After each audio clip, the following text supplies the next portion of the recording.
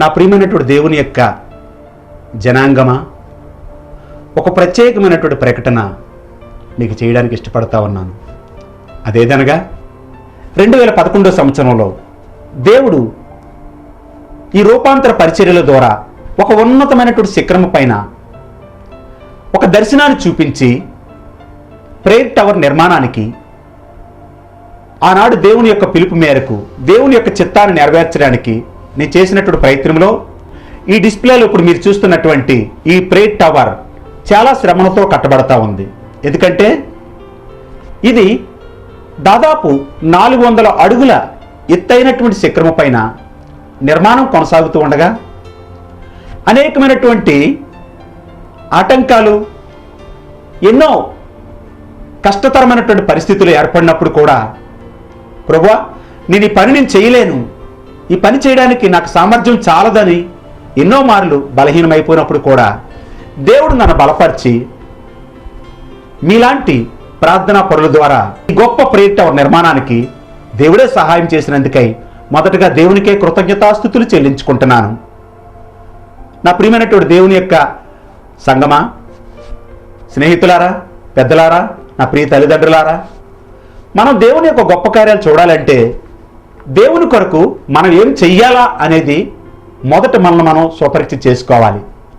ఇలాంటి పరిస్థితులు 2011 సంవత్సరంలో దేవుడు నాతో మాట్లాడినప్పుడు నేను నీ కోసం ఏం చేయలేకపోతున్నానయ్యా, నేనేం చేయలేను అనుకున్నప్పుడు ప్రభు చూపించినటువంటి ఒకే ఒక్క దర్శనం ఎత్తైనటువంటి శిఖరం పైన ఈ ప్రేయర్ టవర్ నిర్మాణానికి ఆనాడు నన్ను బలపరిచినటువంటి గొప్ప దేవుడు దేవుని యొక్క దర్శనం ద్వారా నిర్మించబడుతున్నటువంటి ఈ ప్రేయర్ టవర్ నిర్మాణం ఇంతవరకు 50% పూర్తి కాగలిగింది. అందరి పెట్టి దేవుణ్ణి మహిమపరుస్తూ ఉన్నాను.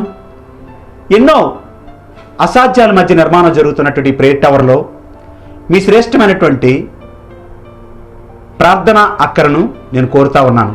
ఎందుకంటే ప్రియమైనటువంటి దేవుని బిడ్డలారా, ఎత్తైనటువంటి శిఖరం పైకి నిర్మాణం జరగాలంటే అది ఎంత కష్టతరమైనటువంటి పనో మనందరికీ బాగా తెలుసు.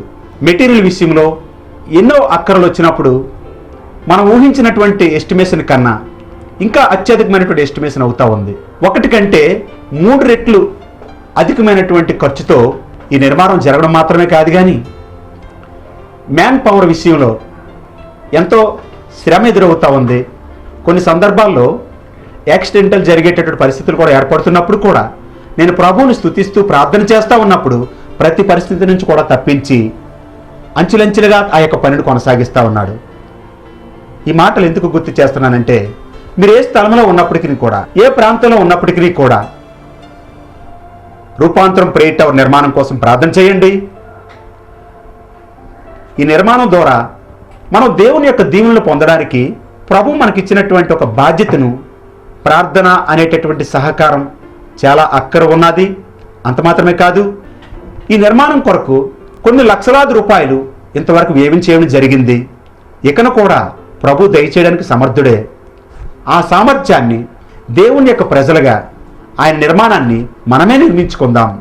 దేవుని యొక్క కార్యాల కొరకు మనమందరం కూడా ప్రేరేపించబడినటువంటి అనుభవాలు కలిగి ఉంటే ఈ ప్రేయర్ టవర్ నిర్మాణంలో మీరందరూ కూడా పాలుభాగస్తులు కావాలని ప్రభు పేరట మరొకసారి మిమ్మల్ని ఆహ్వానిస్తున్నాను.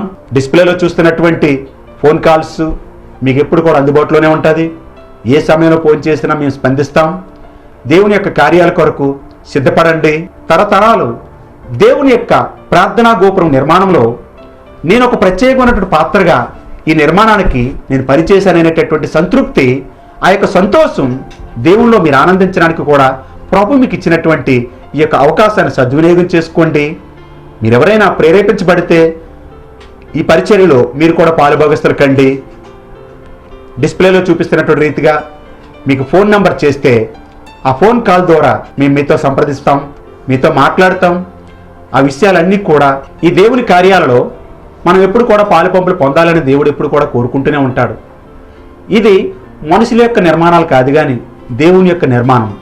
కనుక ప్రియ దేవుని యొక్క స్నేహితులారా, ప్రియ దేవుని యొక్క బిడ్డలారా, ఒక సేవకుడిగా ఎందుకు ఈ విషయాలు మీకు గుర్తు చేస్తున్నానంటే, మనకున్నటువంటి శక్తి సామర్థ్యం కొంచెమే. దేవుడిచ్చేటటువంటి సామర్థ్యం ఎంత గొప్పదో తన ప్రజల ద్వారా ఎన్ని గొప్ప కార్యాలు చేసుకుంటాడో మన ముందు జరిగినటువంటి అనేకమైన నిర్మాణాల్లో ఎన్నో సాక్ష్యాలు మనం చూస్తూ ఉన్నాం. ఈ ఆధునిక కాలంలో కూడా ఇంత ఎత్తైనటువంటి శిఖరం పైన నిర్మాణం జరుగుతూ ఉన్నప్పుడు ఈ పనిలో ఈ నిర్మాణాన్ని చూసి స్పందించుకుంటూ ఎవరు కూడా ఆగలేకపోతూ ఉన్నారు.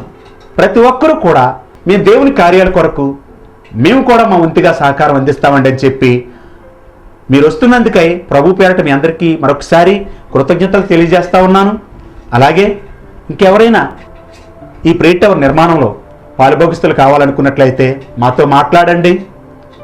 మీ ప్రార్థన అక్కర్లు ఏమున్నా మాతో తెలియజేయండి. ప్రతి విషయాన్ని కూడా ప్రేట్ టవర్లో పెట్టడానికి మేము సిద్ధంగా ఉన్నాం. విస్తారమైనటువంటి దీవులతో మనం నింపబడడానికి దేవుని యొక్క మందిరం, దేవుని యొక్క నిర్మాణం, దేవుని యొక్క కార్యాలలో మనం ఎప్పుడైతే ఆసక్తితో ముందుకు వస్తూ ఉంటుంటామో అద్భుతమైనటువంటి గొప్ప కార్యాలు ప్రభు మన పక్షాన చేయడానికి సిద్ధంగా ఉన్నాడు. దేవుని యొక్క వాక్యాన్ని మీకు గుర్తు చేస్తున్నాను. మలాకీ గ్రంథం 3వ అధ్యాయం 10వ వాక్యములో చెప్పబడినటువంటి మాట, మీరు నాకు ఇచ్చి నన్ను శోధించండి, పట్టజాలనంతటి విస్తారమైనటువంటి ఆశీర్వాదాన్ని మీకు నేను దయచేస్తానని చెప్తున్నటువంటి ప్రభు యొక్క మాటలలో ప్రభు యొక్క మందిరానికి ఇచ్చి ప్రభు యొక్క కార్యాలలో పాలుపంపులు పొందుట ద్వారా మనం ఎంత ఆశీర్వాదాలకు వారసులుగా ఉంటామో మనం గమనించాలి. ఈ మహోన్నతమైనటువంటి నిర్మాణం ఏ సంస్థలకు సంబంధించినటువంటిది కాదు, కానీ దేవుడిచ్చినటువంటి దర్శనం ప్రకారంగా నిర్మాణం జరుగుతున్నటువంటి పనిలో ఆయన అప్పగించినటువంటి పని ఇంతవరకు శక్తికి మించి కొనసాగించుకుంటూ వచ్చాను. మీ ప్రార్థనల ద్వారా మీరు పంపించేటటువంటి ప్రత్యేకమైనటువంటి ఈ నిర్మాణపు కానుక ద్వారా ఇంకా అద్భుతమైనటువంటి కార్యం మన ముందు జరగబోతా ఉంది. దయచేసి ప్రతి ఒక్కరు ప్రార్థన చేయండి. హృదయపూర్వకంగా ఇచ్చినటువంటి వారిని దేవుడు విస్తారమైనటువంటి ఆశీర్వాదాలతో నింపుతానని సెలవిస్తున్నాడు.